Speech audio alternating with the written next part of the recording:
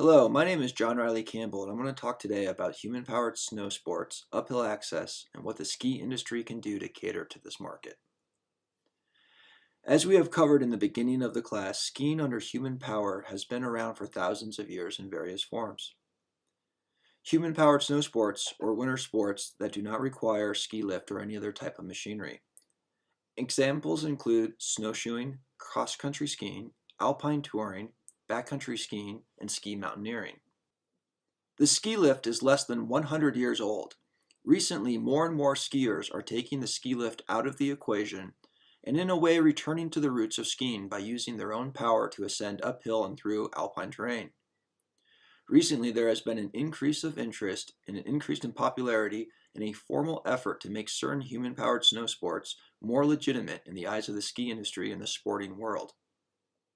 Technology has made huge improvements to allow better, lighter, and more affordable equipment, which allows more people to use this equipment in their winter activities.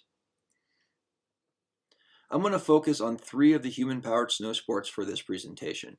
They are backcountry skiing, alpine touring, or AT, also known as randonnée in French, and skimo. Skimo is abbreviation for ski mountaineering. Alpine touring means using human power to move through the alpine terrain. Alpine touring does not require a ski area. Backcountry skiing is skiing on natural snow and generally in undeveloped and uncontrolled mountainous terrain. This is a broad term that covers everything from skiing just outside resort boundaries all the way to the most remote regions of the world. Backcountry skiing does not require a ski resort. Skimo is an abbreviation of ski mountaineering. However, skimo is commonly used to describe a type of ski mountaineering race where skiers will ski uphill and then downhill to see who can complete a course in the fastest time. Skimo is a combination of cross-country skiing, ski mountaineering, and downhill skiing, and is a relatively new sport throughout the world.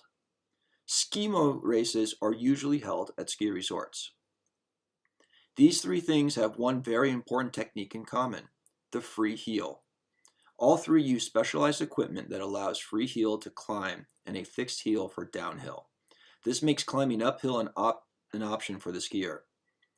Uphill ski access is when a skier is traveling uphill at a ski resort, usually in bounds and usually on a groomed run.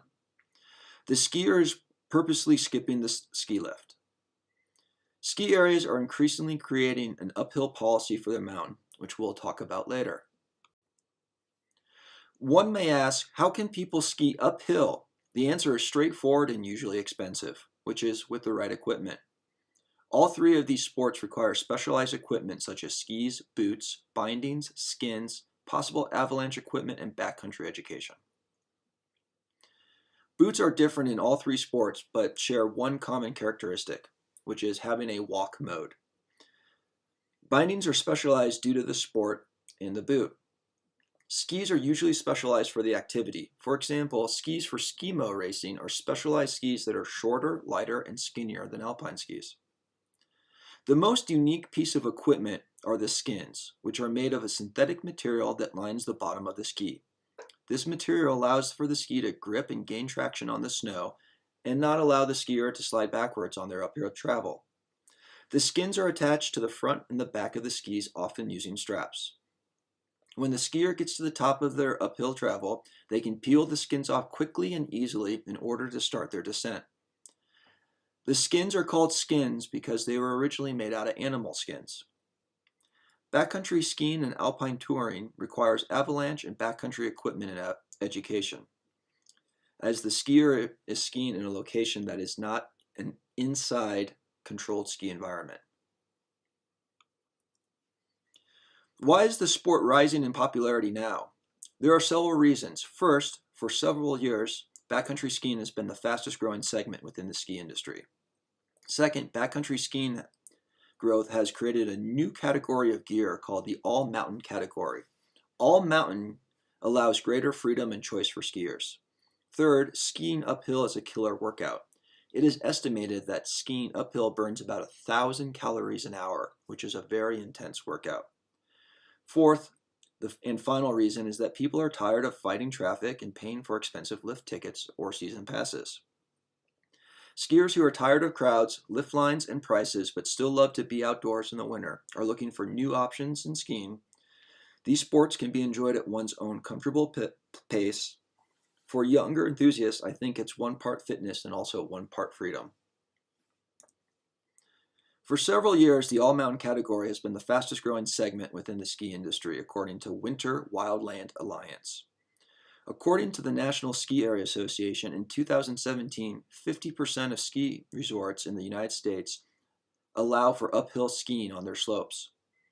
People are looking for new experiences, new adventures, and new ways to use the mountain. It is hard to get exact numbers on the sports, much harder to account these types of skiers than it is to count number of lift tickets sold.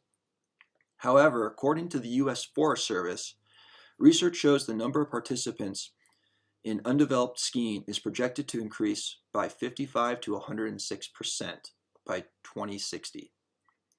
During the 2012 to 2013 season, 7% of all alpine skiers, 11% of snowboarders, and 20% of cross-country skiers ventured into the backcountry. During the 2013 to 2014 winter season, sales of backcountry skis and snowshoe gear surpassed $44 million, continuing a trend of increased sales. The International Ski Mountaineering Federation, which is located in Switzerland and Italy, is working with the International Olympic Committee to get full recognition for skimo racing. Skimo racing will be in the 2020 Winter Youth Olympics in Switzerland, and they are hoping to make it into the Olympics in either 2022 or 2026. The impacts on the ski areas are pretty significant, the main one being that you don't need a ski resort in order to participate in these sports. Managers are going to have to think about using the mountain in new ways, which includes using it during non-traditional hours, which are the hours when the lifts are not running. Uphill skiers usually start their climb before the ski area opens for normal operating hours or at night after the lifts close. However, there is an increase in people who are wanting to climb uphill during the normal operating hours of the ski area, and this creates a real challenge with two-way traffic. This is forcing ski areas to establish an uphill access policy for uphill skiers, marking the trails for both uphill and downhill skiers and educating downhill skiers on the new trend and usage of the mountain. The U.S. Ski Mountaineering Association has uphill policies for most of the resorts on its website. I added the link to the reference section for those who are interested. Another impact is that the uphill ski access and skiers create a new layer of liability issues and adding complexity to the health and safety of the guest. One very important thing to point out is just because it is popular does not mean it is safe. Safety is why many resorts require uphill skiers to sign waivers and adhere to strict rules, such as being off the hill before lifts open. As uphill skiing has increased in popularity, it has forced ski resorts to reckon with the safety issues related to two-way traffic.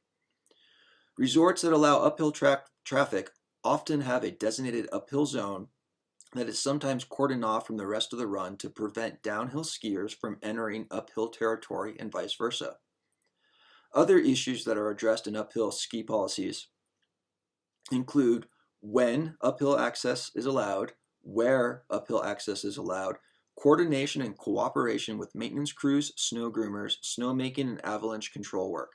Liability issues, education of downhill guests, sticking to the edges of the trails, and most importantly, cleaning up after your dog if it's allowed. All of this comes into play when creating an uphill access policy, and each resort has a different uphill access policy, so make sure you read it before you start heading uphill. One major safety concern is that the increase in popularity in the advancement in technology is allowing people to get into the backcountry and travel uphill easier than ever before, perhaps too easy to access terrain that the skier is not yet prepared for. As we discussed, participation in the sports do not require a ski area. What are the opportunities for a ski area? The biggest opportunity is to have the ski area hold a skimo race or sponsor an uphill event. Ski areas could offer early morning climbs and night climbs, which are led by a trained member of the ski area who knows the routes and is experienced in uphill travel. Ski areas can add uphill skiing to their ski school options. Mammoth Mountain already offers an intro into backcountry touring. Ski areas could add specialized equipment to their ski rentals and demo inventories. Crested Butte offers full moon parties after the ski area closes, where people can skin up to the top of the mountain that has a bar, enjoy the workout, the camaraderie, and the great views under the moonlit sky. Aspen even offered a dedicated uphill weekend in 2017, the weekend after the ski resort closed. Ski areas could offer special lodging packages and lift tickets to people who are interested in uphill travel, making it easier for people to get in early starts or late night climbs. Ski areas could also market uphill at ski resorts as a safer alternative to the backcountry. There are no avalanches, no avalanche equipment. Ski patrol is available and you won't get lost.